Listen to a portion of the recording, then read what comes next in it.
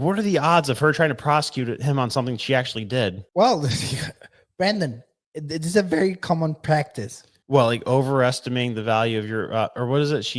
Did she overestimate the value of her real estate, or she was referred to the DOJ for alleged mortgage fraud? So let's see what she's saying here. My mission is clear. I'm focused. I'm prepared. I'm ready. I've been trained by the best. Soros? I went to Howard University. Ugh. That overturned legal segregation in this country. I've been taught in those classrooms where Thurgood Marshall once taught. I'm not afraid of no president. Donald Trump, we're ready for you. We're coming for you. We're standing up for you. We're fighting on. We're not going down silent. Victory, my friends, is clear.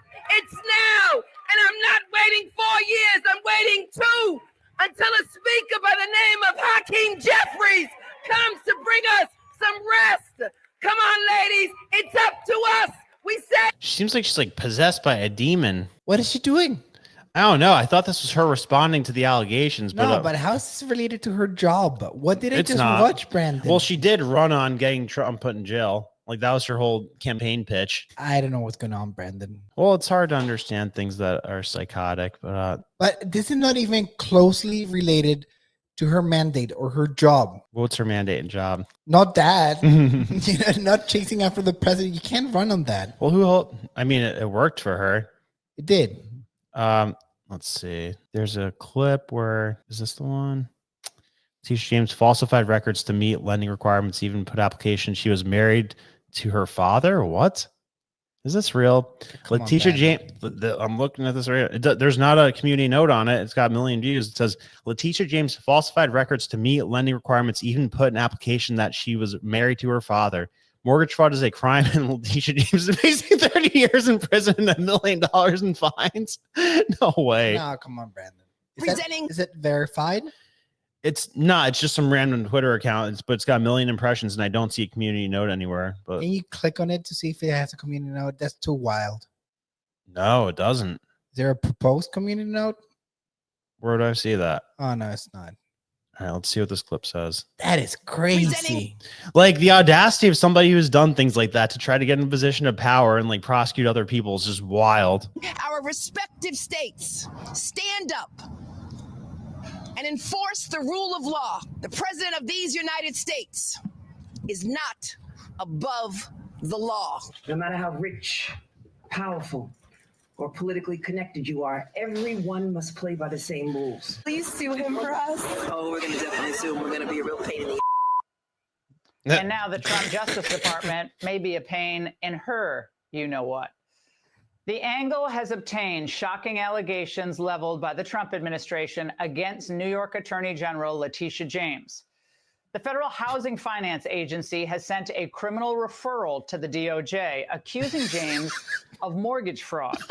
In a letter to Attorney General Pam Bondi, Director Bill Pulte says James appears to have falsified records in order to meet certain lending requirements and receive favorable loan terms. He cited a property in Virginia that she's allegedly claimed as her principal residence and a property in New York that she claimed as a 4-unit structure instead of the required, instead of a 5, which Pulte says means she was able to get a different type. That is wild. That is wild. Man, this, Brandon, this is 100% the Trump administration.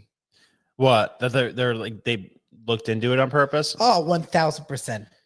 But the fact that it was easy to find. Oh, they're geniuses. Dude, he's surrounded by such capable people. Well, you know, I was listening to Howard Lutnick speak on the All In podcast last night because I started to get more interested in him as people are talking about him more. And like we said before, that I'm skeptical about him because of how good he always sounds. Like everything he says sounds really well. He's really well spoken.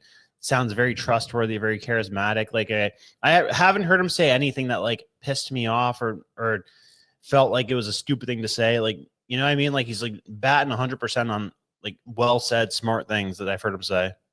Right or wrong? Right. Yeah. So I that mean, worries me. Exactly. I feel like somebody who's that good at speaking and like being convincing and persuasive, they're dangerous. But I mean, there's still some looking in to be done on him. But I am overall, like compared to what we've had in the past, like happy to have somebody like that that's saying things I actually like to hear in positions of power. But so he wasn't even supposed to be part of Trump's cabinet at first. Trump asked him to be part of his cabinet. Well, first he asked him to help him during the campaign, and he did. He came through. He came through real big. Well, apparently he's responsible for Doge. All right. Like he came up with the idea. He recruited Elon. Like he was basically like a talent recruiter for Trump's campaign. And he did a great job. Yeah. I mean, there's some things that I think could be better, but yeah, overall it was really good. And he said the way that they did it, the way that they did a lot of these picks is that they played 20-second clips of all the people who were proposed for the positions, like of them speaking, and they made sure they picked all people who like were really great speakers and like could portray a clear message. All of them are great speakers. Yeah, definitely. I mean, like him first and foremost. He's a tremendous speaker. Yeah, it worries me. When I noticed him first, it was at Madison Square Garden. Yeah. He knocked it out of the park. Yeah, the energy was wild. I know it makes sense that he's like a successful billionaire hedge fund guy. Like I could see him like he's like kind of like a Jordan Belfort. Yeah, like a modern day, or like an old timer Jordan Belfort. All right. You know, I could see him slinging stocks in the boiler room. But that's what he was doing. Yeah, and now he's slinging tariffs in the South China Sea.